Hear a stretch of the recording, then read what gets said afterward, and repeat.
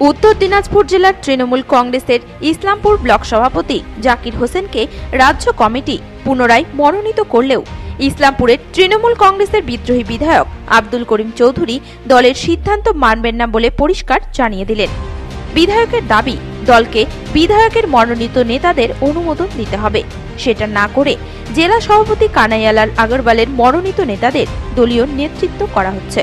বিধায়কের অভিযোগ, ভোটে ছাপ্পা লুট করার জন্য জেলা সভাপতি তার মনোনীত জাকির হোসেনকে ব্লক সভাপতির পদে আনছেন। এর পাশাপাশি তৃণমূল কংগ্রেসের মুখপাত্র কুণাল ঘোষের বিরুদ্ধে চক্রান্তের অভিযোগ তুলেছেন ইসলামপুর তৃণমূল কংগ্রেসের বিদ্রোহী বিধায়ক আব্দুল করিম চৌধুরী।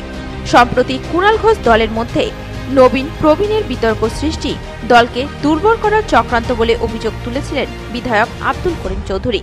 আর এই অভিযোগ তুলে বিধায়ক আব্দুল করিম চৌধুরী কুণাল ঘোষকে মুখপাত্রের পদ থেকে সরিয়ে দেওয়ার দাবি জানিয়েছিলেন মুখ্যমন্ত্রীর কাছে। বিধায়কের এই বক্তব্য প্রসঙ্গে কুণাল ঘোষ বিধায়কের উদ্দেশ্যে বলেছিলেন, দল থেকে তাকে বহিষ্কার করার একটা সার্টিফিকেট পাঠিয়ে দিলে সেই সার্টিফিকেট তিনি বাঁধিয়ে রাখবেন। কুণালের এই বক্তব্য প্রসঙ্গে এদিন সংবাদ মাধ্যমের মুখোমুখি হয়ে বিরোধী বিধায়ক আব্দুল করিম চৌধুরী জানান, কুণাল দলের মধ্যে নবীন প্রবীণ ইস্যু তৈরি করে দলকে দুর্বল করার চক্রান্ত করছেন, তিনি দলকে ধ্বংস করে দেবেন।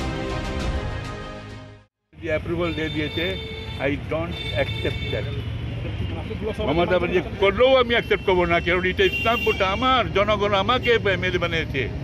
আমার কোথায় মমতা ব্যানার্জিকে স্থায়ী দিতে হবে? আমার কোথায় মমতা ব্যানার্জিকে স্থায়ী দিতে হবে? আমার কোথায়? কানিয়ার কোথায় নাও বলছে, এগুলো দেখা দিয়েছে হাঁটু বসে লোকে।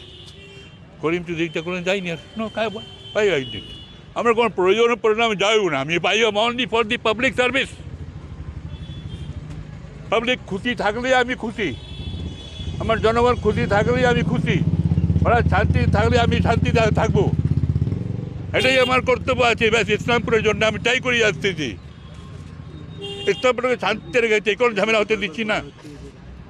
তখন ডাক পড়ে তখন আমি হাজির হয়ে যাই। মানুষের কর্তব্য, মানুষের দরকার প্রয়োজন ওকে মেটানোর জন্য আমি লেগে যাই। আমি সেটাই করে যাচ্ছি।